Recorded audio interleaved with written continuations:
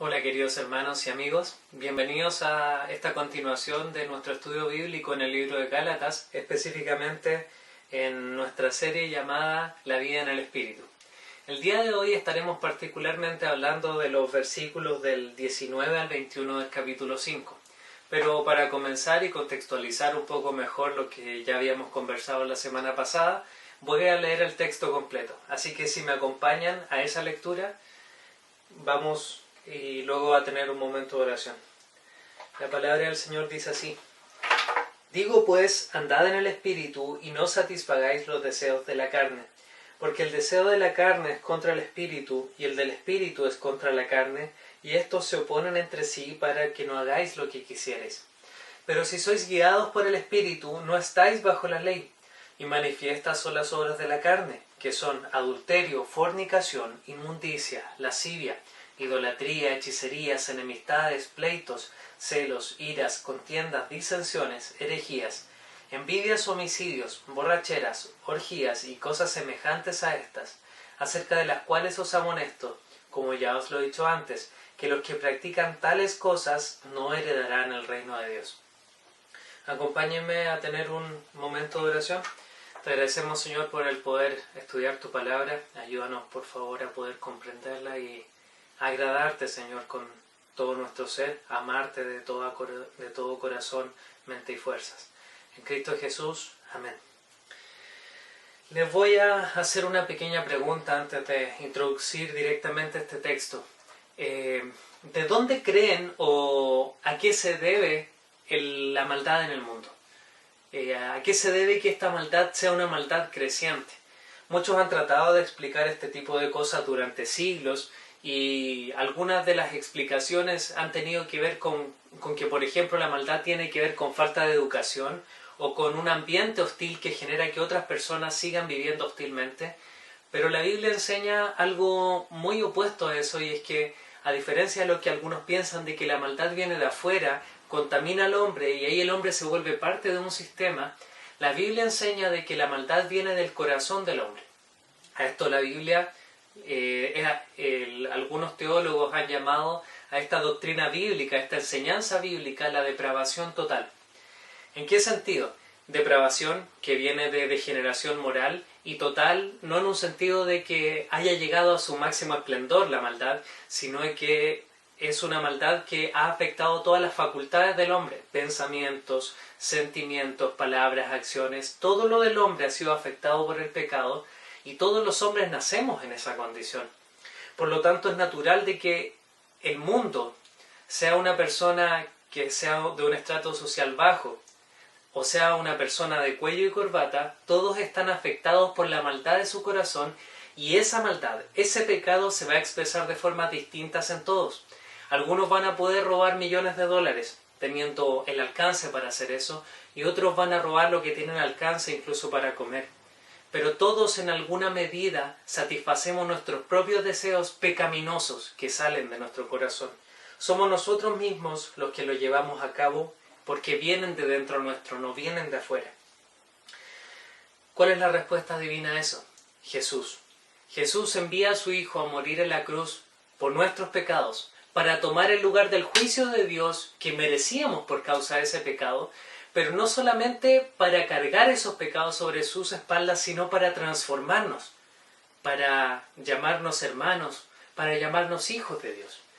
No se trata solamente de que hayamos sido perdonados en la cruz, sino que nuestro corazón ha sido transformado de tal forma de que ahora tenemos un trato distinto con el pecado.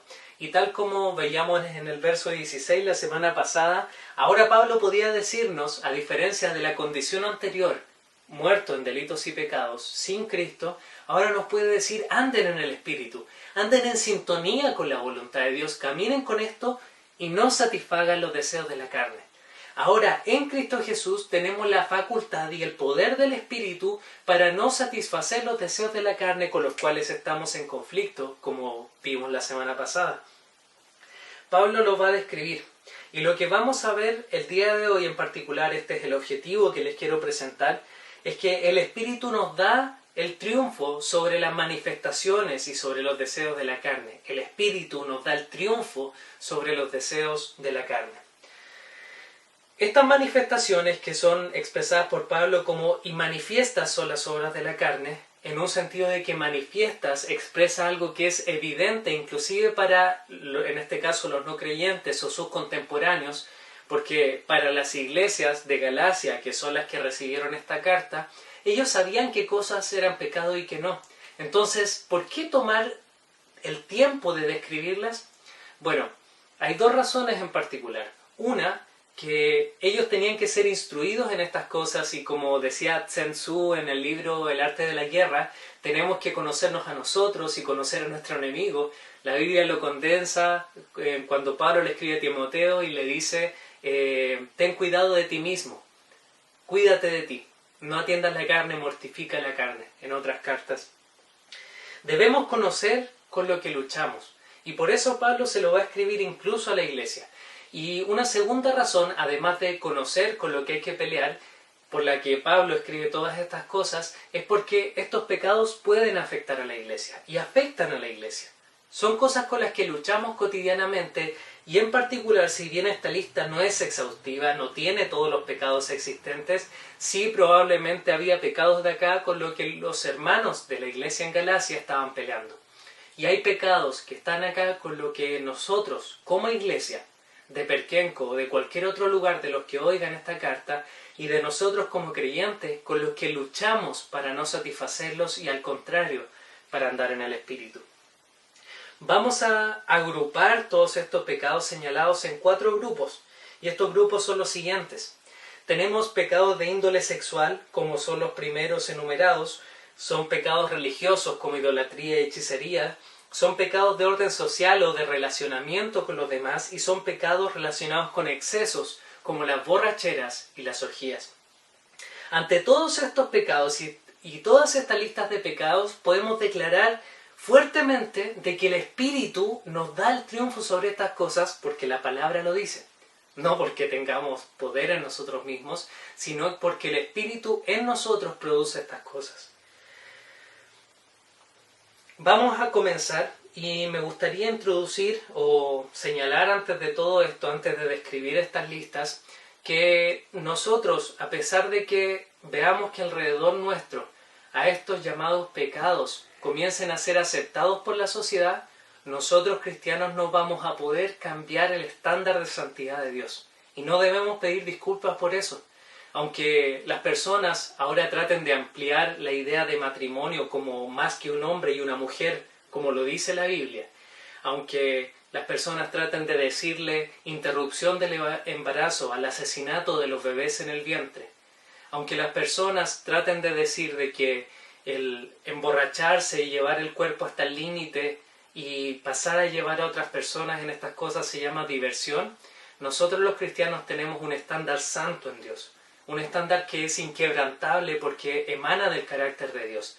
Y nosotros debemos amoldarnos a ese carácter de santidad y no al criterio del mundo en cuanto a estas cosas. Por eso es necesario también el recordarnos qué es lo que es la voluntad de Dios en cuanto a estas cosas. ¿Contra qué tenemos que luchar? ¿Cómo conocemos a este enemigo?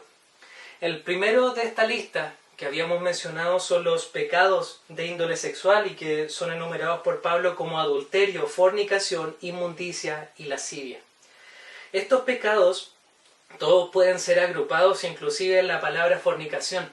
Esta palabra en su idioma original es porneia y de esa palabra viene nuestra palabra pornografía, viene del griego, del original.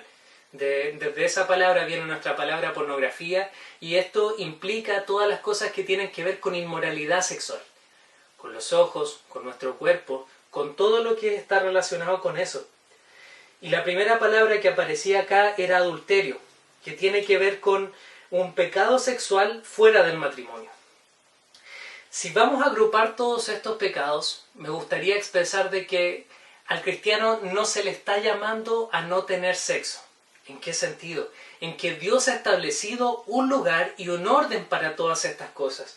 De hecho, todas estas expresiones son el tener lo que Dios ha dado como algo que debe ser ordenado para un lugar, para 2 personas, para un esposo y una esposa, haberlo desordenado. Porque nuestro deseo sexual, dado por Dios, es algo que nosotros debemos encaminar en los parámetros que Dios ha establecido, porque Dios creó un hombre y una mujer y le dijo a un hombre y una mujer: dejarás a tu padre y a tu madre y te unirás con tu mujer y serás una sola carne, y eso también implica la unión sexual, y ha hecho exclusivos los deseos tanto del esposo como de la esposa para el uno y el otro. Los deseos de los ojos, nuestros ojos enfocados en nuestro cónyuge, y también con lo sexual, con lo que tiene que ver con nuestros aparatos reproductores, con el sexo como tal, todo enfocado al matrimonio.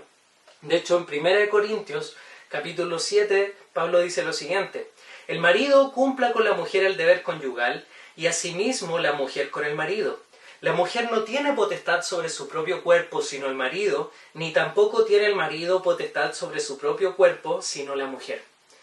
En otras palabras, Pablo le está diciendo, y lo dice más adelante, todo deseo sexual debe ser en el matrimonio y deben ayudarse ustedes mismos a guardarse de estos pecados, supliendo sus necesidades sexuales y disfrutando de esto el uno con el otro. No le digan que no a la otra persona, no le digan que no a su esposo. Suplan entre ustedes para que no acudan hacia afuera. Y ese es el orden que Dios estableció. Y cualquier otra cosa, cualquier otro de estos pecados, inmundicia, lascivia, fornicación, adulterio, tienen que ver con alterar el plan de Dios en cuanto al sexo. El segundo grupo de pecados que menciona el texto son los pecados de orden religioso e idolátrico, como lo son la idolatría y las hechicerías. Si bien hoy en día no vemos que, por ejemplo, no nos encontramos a una bruja revolviendo un caldero, o no nos encontramos a alguien maldiciendo directamente a una persona como que un espíritu fuese a hacer eso, al menos rara vez lo vamos a ver, en ese tiempo era algo muy común. De hecho, se sacrificaban animales, y en algún otro continente se sacrificaban personas, en el continente que estamos ahora, en América, se sacrificaban personas a los dioses, se sacrificaban animales a los dioses y se hacían ritos hacia los dioses, adorando imágenes.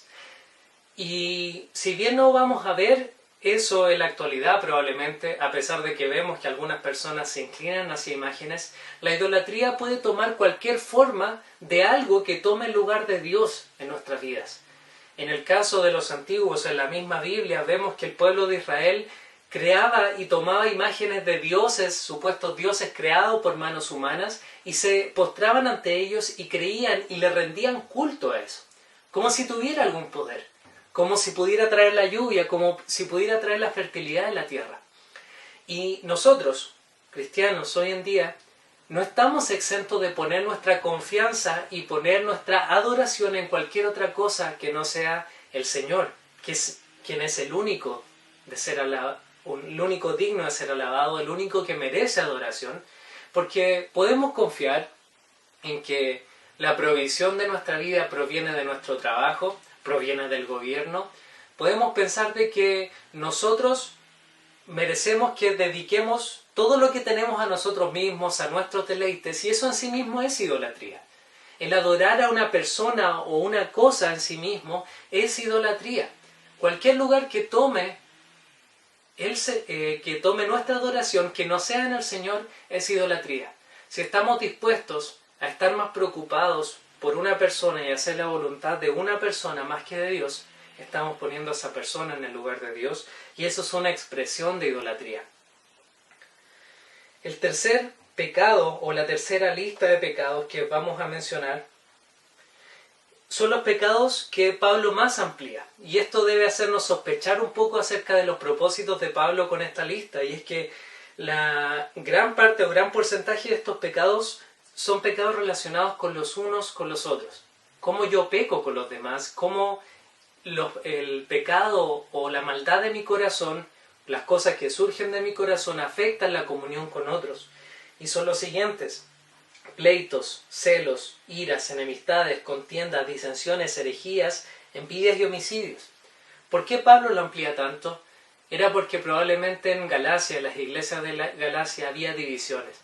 Había gente que estaba dividiendo de una forma, la primera parte del libro aparece eso, en cuanto al tener que seguir la ley, obligar a otros a tener que circuncidarse. De alguna forma se generaba el empujar a otros a un tipo de disensión, y por eso Pablo en este caso va a enfocarse en estos pecados que tienen que ver con el orden social. Todos estos pecados, de alguna u otra forma, provienen de algo relacionado conmigo. Porque cuando yo me enfoco más en mí mismo, en mi persona, que en los demás, yo tiendo, por ejemplo, a ofenderme.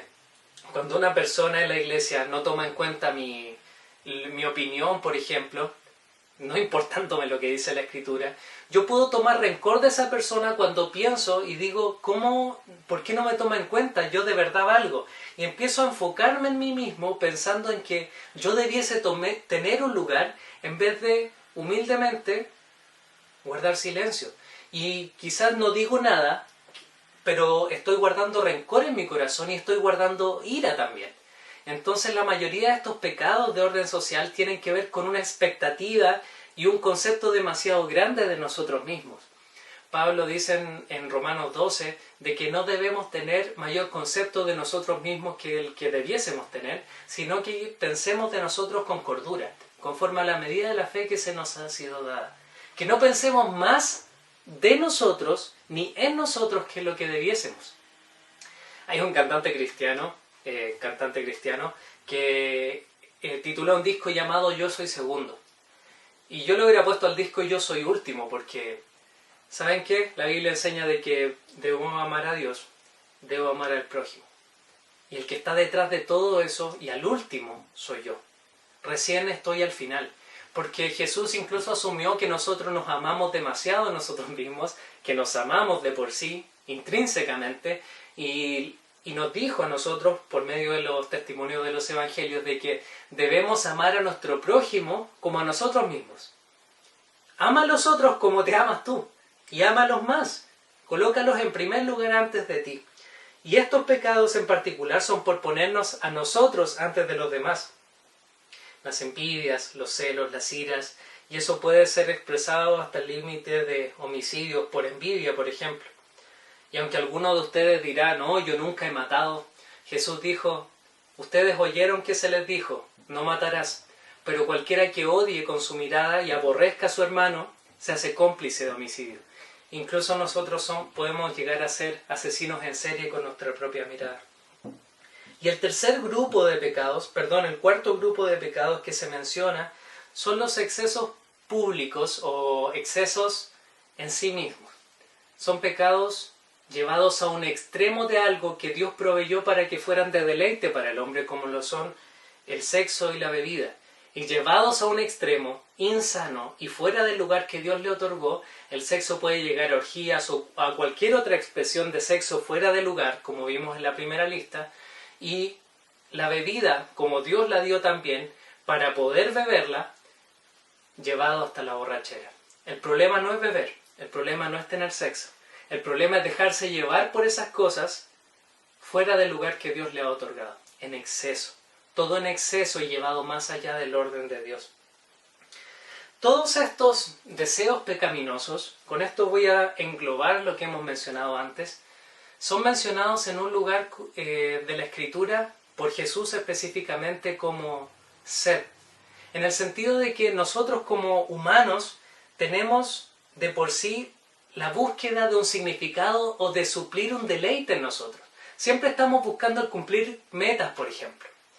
Buscar llegar a hacer algo, perseguir algo hasta el final, y cuando llegamos a eso y lo obtenemos, queremos otra cosa más.